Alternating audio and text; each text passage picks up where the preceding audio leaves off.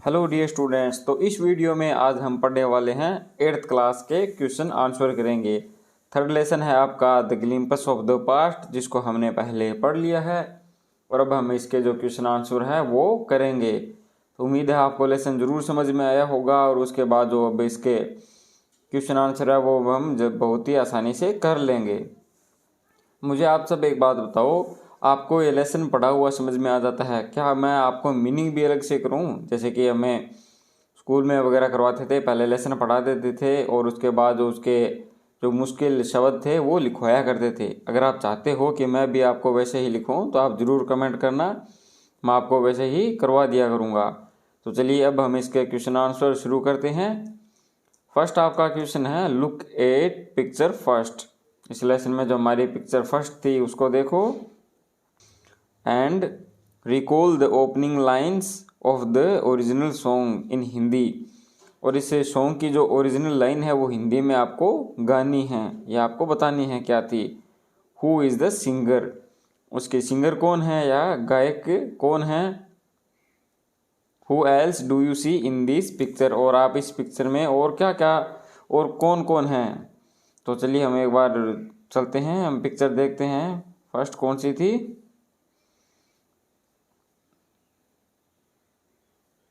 जी हाँ, तो ये है हमारी फर्स्ट इमेज जिसके बारे में क्वेश्चन पूछे हुए हैं। तो आप देखिए ये जो यहाँ पे लाइन लिखी हुई है ये वो सॉन्ग है, लेकिन ये इंग्लिश में लिखा हुआ है। आपको क्या कहा गया है? आपको कहा गया है कि आपको वो है जो हिंदी में लिखनी है।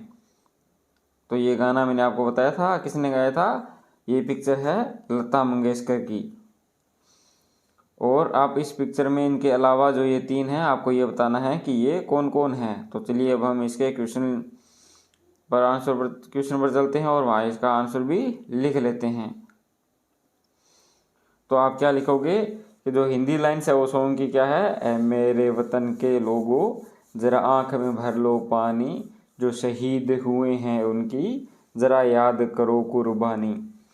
तो ये आपको 4 ही लाइन लिख लेना, पूरा सॉन्ग मत लिखने बैठना। और इसके अलावा आप क्या लिखोगे? The Lata Mangeshkar is the singer. कौन है सिंगर? लता मंगेशकर। आई सी पंडित जवाहरलाल नेहरू। और इसके अलावा और कौन है? पंडित जवाहरलाल नेहरू है, इंदिरा गांधी है and Lal Bahadur Shastri in this picture. और लाल बहादुर शास्त्री हैं जो इस पिक्चर में हमें दिख रहे हैं। नेक्स्ट हम चलते हैं, हमारा क्वेश्चन है इन picture second what do you understand by the companies superior weapons. हमने सेकंड इमेज में या इस लेसन में पढ़ा था कि जो ईस्ट इंडिया कंपनी है उसके पास सुपीरियर वेपन है। तो आप बताइए कि सुपीरियर वेपन से आप क्या समझते हैं। तो हम क्या लिखेंगे? By the company superior weapons I stand rifle, guns, hand grenade ETC। कि जो उनके पास जो सुपीरियर वेपन थे उनमें क्या क्या हम सोच सकते हैं कि राइफल हो सकती है, तोप हो सकती है या फिर हाथ गोले हो सकते हैं।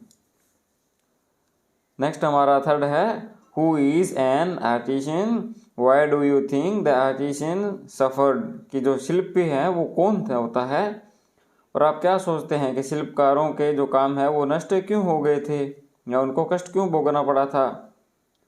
तो हम लिखेंगे an artisan is a person who makes things skilfully specially with his her own hand. मतलब वो व्यक्ति जो खुद अपने हाथों से कुछ सामान बनाते हैं। They suffered because the companies laws crippled Indian industries. क्योंकि जो ईस्ट इंडिया कंपनी के जो रूल थे उन्होंने जो भारतीय उद्योग है उनको नष्ट कर दिया था या उनको तबाह कर दिया था। नेक्स्ट है अपना, which picture according do you reveals the first sparks of the fire of revolt. कि कौन सी तस्वीर आपके अनुसार से विद्रोह की आग की पहली चिंगारी थी, या मतलब किस इमेज को देखकर आपको लगता है भी यह पहली चिंगारी हो सकती है। तो हम क्या लिखेंगे? Picture 7 reveals the first spark of the fire of revolt. की जो इमेज 7 है उससे हमें लगता है कि जो चिंगारी उत्पन्न हुई थी वो उससे हुई थी या उसमें हमें दिखता है। नेक्स्ट चलते हैं हम, वर्किंग विद द टेक्स्ट लिखा हुआ है, इसमें जो कुछ क्वेश्चन है उनके भी आंसर लिख लेते हैं। Do you think the Indian princess were short cited? आपको क्या लगता है या आप क्या सोचते हो कि जो इंडियन प्रिंसेस है या जो भारतीय राजा थे वो शॉर्ट साइटेड थे? Their approach to the events of 1757, 1757 की घटनाओं के आधार पर आप बताइए। तो हम क्या लिखेंगे, हम आंसर लिखेंगे। अच्छा, हमने लेसन में पढ़ा था कि वो शॉर्ट साइटेड थे। अच्छा, क्यों थे शॉर्ट साइटेड, हम ऐसा क्यों बोलते हैं? तो उसका कारण क्या है कि जो राजा है वो ज़्यादा दूर की नहीं सोचते थे। मतलब उन्होंने ये नहीं सोचा था कि अगर वो ईस्ट इंडिया कंपनी का साथ देंगे और आपस में ही लड़ते रहेंगे तो एक दिन वो ईस्ट इंडिया कंपनी के गुलाम बन जाएंगे, जैसा कि हमें इतिहास में पढ़ाया जाता है। तो इसका आंसर यस में होगा। तो हम क्या लिखेंगे, yes they were short sighted, हाँ वे शॉर्ट साइटेड थे। द हैड राइवलरीज, वे प्रतिद्वंदा रखते थे, मतलब आपस में ही लड़ते थे। They took help of the British to defeat one another, कि वे ब्रिटिश की सहायता लेते थे, किस लिए? ताकि वे अपने से एक दूसरे को हरा सके। नेक्स्ट हम लिखेंगे, हमारा क्वेश्चन है how did the East India company subdue the Indian princess?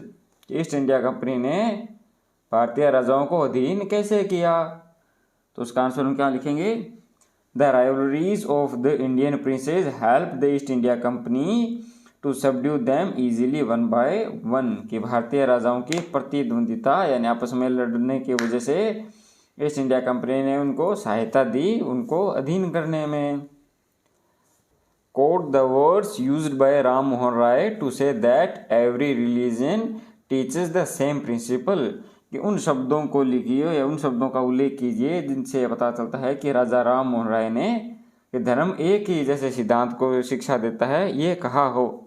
तो वो कौन सी लाइनें थी, हमने लेसन में पढ़ा था।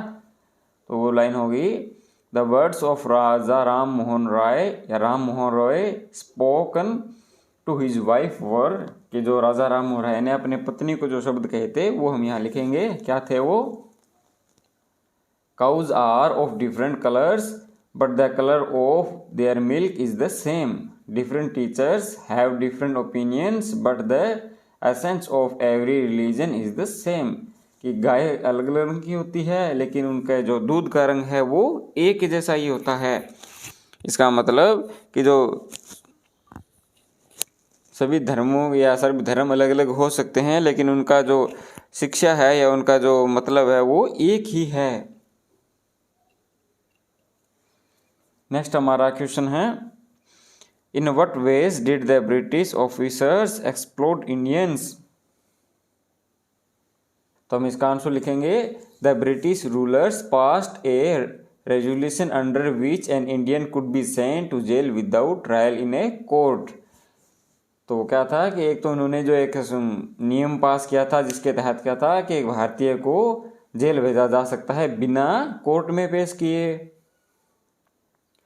The goods manufactured in England were exempted from custom duty. The officers proposed on the company's loot and their private business flourished.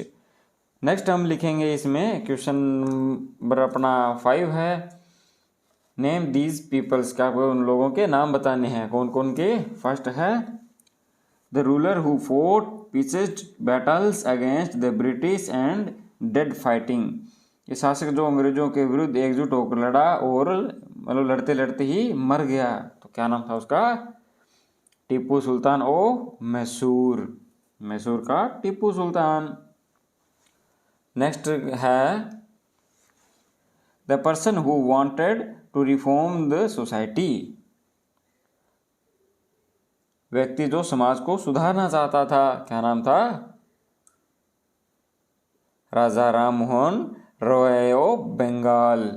Next है the person who recommended the introduction of English education in India, वह व्यक्ति जिसने भारत में अंग्रेजी शिक्षा का शुरुआत किया, अंग्रेजी शिक्षा को आरंभ करने की सिफारिश की थी, बात रखी थी, कौन था वो? लॉर्ड मैकॉली। जी हाँ, चलो अब चलते हैं नेक्स्ट क्वेश्चन पे। Popular leaders who led the revolt. आपको अपनी इच्छा से कोई नाम लिखने हैं तो आप किसी के भी 2 नाम लिख सकते हो जो कि लोकप्रिय जो नेता थे विद्रोह में, तो आप किसी का भी नाम लिख सकते हैं। आप नाना साहेब पेशवा और कुंवर सिंह बेगम हजरत महल, आप इनमें से किसी का भी 2 के नाम लिख सकते हो, बाकी आपकी इच्छा है। ले चलते हैं हम आगे क्वेश्चन पर। छठा दिया हुआ है मेंशन द फॉलोइंग, निम्न को बताइए। मतलब तो हमारा फर्स्ट क्या है, 2 example of social practices prevailing them.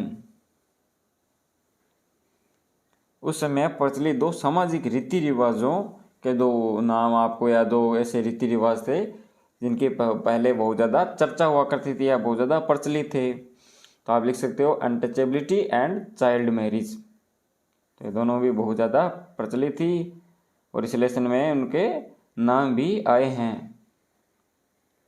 Next है हमारा 2 oppressive policies of the British, कि जो ब्रिटिश के 2 दमनात्मक यानी जो दूसरों से दमन करने वाली नीतियाँ, ऐसे आपको 2 नाम बताने हैं।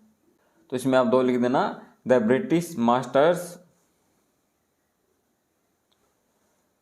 British masters allowed imports in India tax free, मतलब इंडिया में सामान को टैक्स फ्री कर दिया था। और second, the रूइन Indian cottage industries. Third है हमारा 2 ways in which common people suffered, आपको 2 तरीके बताने हैं जिससे आम आदमी को कष्ट भोगना पड़ा था। तो आप लिख सकते हो the farmers were taxed heavily, first ये, और आप इसी में लिख सकते हो and the thumbs of skilled workers were cut. Next है अपना 4 reasons for the discontent that led to the 1857 war of independence, असंतोष के 4 कारण जिनकी वजह से 1857 का स्वतंत्रता संग्राम हुआ था, या 1857 की क्रांति होने के आपको 4 रीजन देने हैं। तो आप 4 रीजन में से लिख सकते हो Santhals who lost their land became desperate and they revolted, ये फर्स्ट है। नेक्स्ट है the sepoy in the English army were paid much less than the white soldiers, कि जो इंडियन थे उनको कम तनख्वाह मिलती थी, ये हमने लेसन में पढ़ा था। सो दे वर डिसकंटेंट एंड एग्री, इस वजह से उनमें गुस्सा था। नेक्स्ट आप लिख सकते हो third, the Brahmins were furious when they came to know that the bullets they had to bite contained cows fat और पिग फैट, कि जो बुलेट हैं वो किसके, या तो काउ फैट के बने होते थे या पिग फैट यानी सुअर के चर्बी उस पर लगी होती थी। नेक्स्ट आप लिख सकते हो many landlords were sore because the British policies deprived them to their land and estate. तो इसमें से आप इसके अलावा भी बहुत से रीज़न थे वो आप लिख सकते हो। अगर आपको इसके अलावा भी कोई रीज़न पता है जो आप लिखना चाहते हो तो आप वो कमेंट करके ज़रूर बताना। इसे जो नेक्स्ट पार्ट है उसमें आपको इनडायरेक्ट स्पीच या मतलब जो सेंटेंस दिए हुए हैं आपको वो इनडायरेक्ट में लिखने हैं। तो ये ग्रामर का आपका टॉपिक है, मैं जल्दी ही आपको डायरेक्ट और इनडायरेक्ट करवाऊंगा, तो साथ में ये एक एग्जांपल हम वहीं पे कर लेंगे। लेकिन अगर आप ये चाहते हो कि ये एग्जांपल मैं आपको पहले करूं तो आप ज़रूर कमेंट कर देना, मैं ये भी पहले करवा दूंगा। तो चलिए बच्चों, हम मिलते हैं अब नेक्स्ट लेसन में।